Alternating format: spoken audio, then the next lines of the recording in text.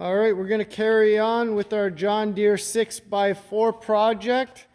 We rebuilt the engine on it. It is running great, but we have a little problem. We have too much slack in the drive chains. So you see that's way too excessive, so we're going to adjust those up right now. Next, you're going to want to spray all 4 18 mils and crack them loose with a breaker bar, because they are going to be tight, so you're going to have to put some leverage on them.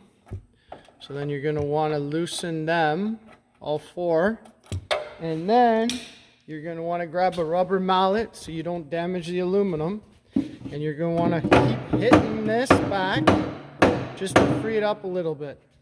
Next, you're going to use the 10 mil in there, which you also want to spray with some kind of penetrant. And you're going to use that to tighten the chains up. So you're going to use a 10 mil on a ratchet. It's kind of hard to do this with the phone, but then you're going to take your 10 mil in here.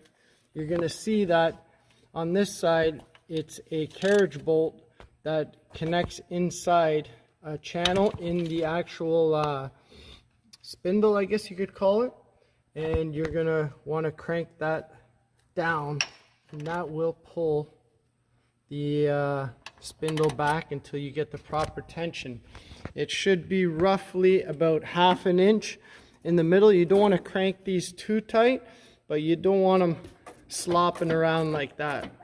And then when you're done, don't forget to lock up these 18 mils and make sure you use some good chain oil on those chains so they don't get rusty and take out your sprockets. That's pretty much it. Real easy.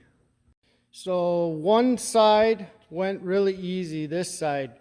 This side, not so much. The spindle was seized to the body, so I had to remove the tire just so I could give it a few good whacks to free it up, because when I was tightening this 10 mil to draw the spindle back and slide it on the carriage bolts, I could tell it was way too tight. So if you don't have this loose first, you will snap that small 10 mil carriage bolt, and then you'll have to go to your dealer or hardware store and find one that will work. But now you can see the chain is nice, tightened up very nicely. Now don't forget to torque down these 18 mils, put the tire on, and that is how you do it. You should be good to go.